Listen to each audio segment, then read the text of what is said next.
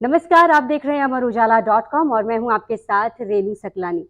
उत्तराखंड की पांचों लोकसभा सीट पर 19 अप्रैल को चुनाव होने हैं। पहले चरण का चुनाव है, इसलिए पूरे देश की निगाह इस चुनाव पर होगी। प्रदेश में सत्ता दल और विपक्ष की क्या स्थिति है, चुनाव की क्या तैयारियां हो रही है, इस सब पर बातचीत करने के लिए मेरे साथ मौजूद हैं अमर उजाला के वरिष्ठ पत्रकार राकेश खंडूरी जी और आफ्ताब अजमत जी। तो सर, सबसे पहले मैं आपसे पूछना चाहूंगी, प्रदेश में भाजपा की सरकार है, केंद्र में भाजपा की सरकार है और पांचों सांसद भी भाजपा के हैं। अभी क्या स्थिति लग रही है और किस तरह की चुनाव तैयारियां? देखिए, अभी तक जो तैयारियां राजनीतिक दलों की तरफ से हो रही हैं, तो उसमें बीजेपी ने अभी तक बढ़त बनाई हुई है। उसने अपने पांचों सीटों पर प्रत्याशी घोषित कर दिए हैं। अब दूसरा उनका जो चरण है वो प्रत्याशियों के नामांकन पत्र भरने का है, तो उसकी भी उन्होंने अपनी तिथियां तय कर दी हैं।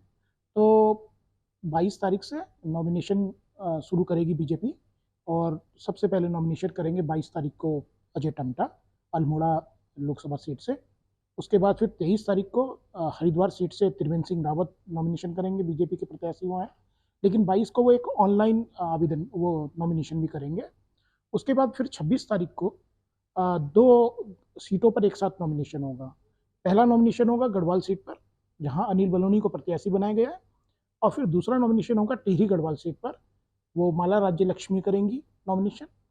और 27 तारीख को आखिरी दिन जो नॉमिनेशन का बीजेपी ने तय किया है, उसमें अजय भट्ट नॉमिनेशन करेंगे। इसमें सबसे इम्पोर्टेंट बात यह है कि इस जो नामांकन जो दाखिल करने की जो इन्होंने जो अपने कार्यक्रम बनाए हैं, उसको बड़ा भव्य बनाने की तैयारी बीजेपी कर रही है। उन्होंने एक रथ भी मंगाया है प्रचार के लिए। हो सकता है कि उस दिन रोड शो हो, कोई केंद्र से बड़े नेता हैं। तैयारी चर्चाएं इस बात को लेकर भी हैं कि बीजेपी चाहती है कि किसी एक कार्यक्रम में प्रधानमंत्री मोदी भी आ जाएं तो बढ़िया रहेगा। खास तौर पर हरिद्वार में उनको लाने की कोशिशें हैं, लेकिन योगी आदित्यनाथ और अमित शाह और जेपी नड्डा, इनसे भी बातें हो रही, इनके भी डेट्स मांगी गई हैं इनकी जनसभाओं के लिए। तो कुल मिलाकर बीजेपी बहुत तेजी में है और बहुत तेजी से वो अपनी रणनीति लगातार जो है चरणबद्ध चरण आगे बढ़ा रही है। तो कुल मिलाकर अभी तक बीजेपी की यही तैयारी है। आज नॉमिनेशन की प्रोसेस शुरू हो गई है, प्रक्रिया शुरू हो गई है। तो अब देखते हैं कि आगे क्या तैयारी और होंगी बीजेपी की। आफ्ताब जी, आपसे जानना चाहूंगी, विपक्ष की क्या तैयारी और क्या स्थिति लग रही है? देखिए, विपक्ष में मुख्य तौर पर अगर हम देखें जो चुनावी मैदान में है, तो कांग्रेस और बसपा दो पार्टियां ऐसी हैं जो लगभग खुले तौर पर चुनावी मैदान में हैं। पांचों सीटों पर लोकसभा प्रत्याशी उतारने जा रही है। कांग्रेस अभी 3 सीटों पर अपने प्रत्याशी घोषित कर चुकी है। 2 सीटें अभी ऐसी हैं जो मैदानी मूल की हैं, या जिसमें यह कहें कि पिछले विधानसभा चुनाव में कांग्रेस ने वहां अच्छा प्रदर्शन किया था, भाजपा के लिए संकट खड़ा किया था। वो 2 सीटें हैं नैनीताल उधम सिंह नगर और हरिद्वार की जो सीटें। कांग्रेस की दोनों जगह के अभी प्रत्याशी घोषित नहीं हुए हैं, अवेटेड हैं। हो सकता है आज या कल तक घोषित हो जाएंगे, जैसे आज नामांकन शुरू भी हो गया है। बसपा की अगर हम देखें तो बसपा के लिए भी वैसे मुख्य तौर पर 2 ही सीटें हैं जिसमें वो अपनी संभावनाएं तलाशती रही है। हालांकि लोकसभा चुनाव में कभी बसपा को कोई जीत हासिल नहीं हुई है, लेकिन हरिद्वार और नैनीताल उधम सिंह नगर 2 सीटें हैं जो जिसमें कहीं पेंच फंसा हुआ है। प्रत्याशी तय करने में थोड़ा बसपा सोच रही है कि कुछ संभावना तलाश रही है कि इस बार शायद पहली जीत मिल जाए। शायद इसी वजह से उन्होंने अपने प्रत्याशी अभी होल्ड किए हुए हैं, घोषित नहीं किए हैं। तो बसपा की जो वैसे पुराना अगर इतिहास देखें हम, तो बसपा का हरिद्वार लोकसभा सीट में ही वैसे अच्छा वोट बैंक रहा है। हालांकि वो भी पिछले 2 चुनाव से लगातार डाउन हुआ है, 4.5% के आसपास आ गया है।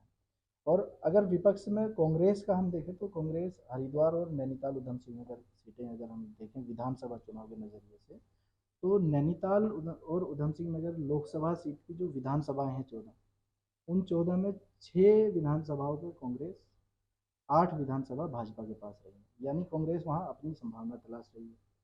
हरिद्वार में 5 विधानसभा सीटें, 14 में से 5 विधानसभा सीटों पर कांग्रेस और 6 विधानसभा सीटों पर भाजपा रही।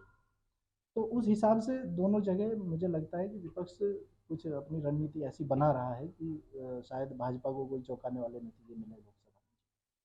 जैसे कि आपने लिखा भी है आज, खबर भी आपने लिखी है कि लगभग 3 सीटों पर बसपा तय कर चुकी है, लेकिन अनाउंसमेंट नहीं किया है, पर 2 पे अभी मंथन चल रहा है। ये स्थिति भाजपा में भी देखने को मिली और कांग्रेस में भी देखने को मिल रही है। तो आपको क्या लग रहा है 2 सीटों पर मंथन इतना ज्यादा माथापच्ची की वजह क्या नजर आ रही है?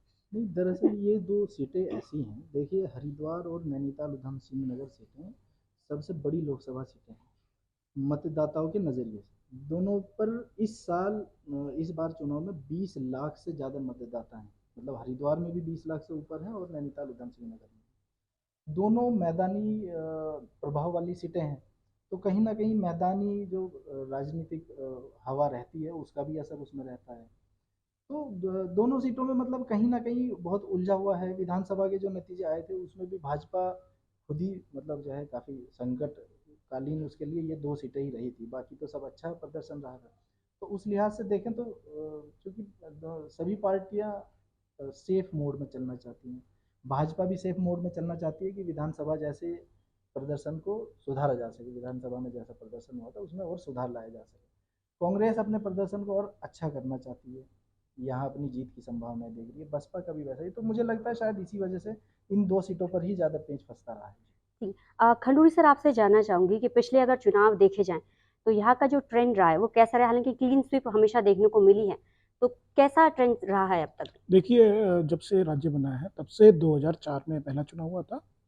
उस चुनाव में किसी एक पार्टी को सारी सीटें नहीं मिली। उसमें पहली बार समाजवादी पार्टी ने एक प्रत्याशी हरिद्वार के जीते थे उनके, और एक कांग्रेस का प्रत्याशी नैनीताल सीट जीता था, और 3 सीटें बीजेपी को मिली थी। फिर 2009 का चुनाव हुआ, उसमें कांग्रेस ने 5 की 5 सीटें जीती। 2009 के बाद अब ये जो ट्रेंड देखने को मिला कि 2009 के बाद 2014 का चुनाव हुआ, फिर 2019 का चुनाव हुआ। इन दोनों चुनाव में भाजपा ने जो है 5 की 5 सीटें जीती।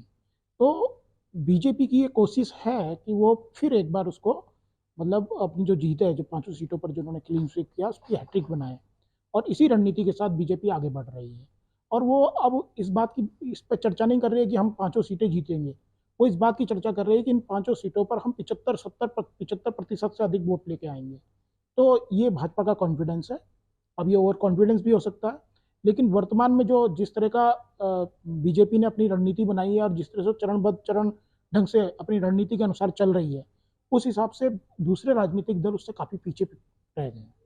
अगर आप ये वीडियो YouTube पर देख रहे हैं तो हमारे चैनल को सब्सक्राइब करें और बेल आइकन को दबाना ना भूलें। अगर आप Facebook पर ये वीडियो देख रहे हैं तो हमारे पेज को लाइक करें।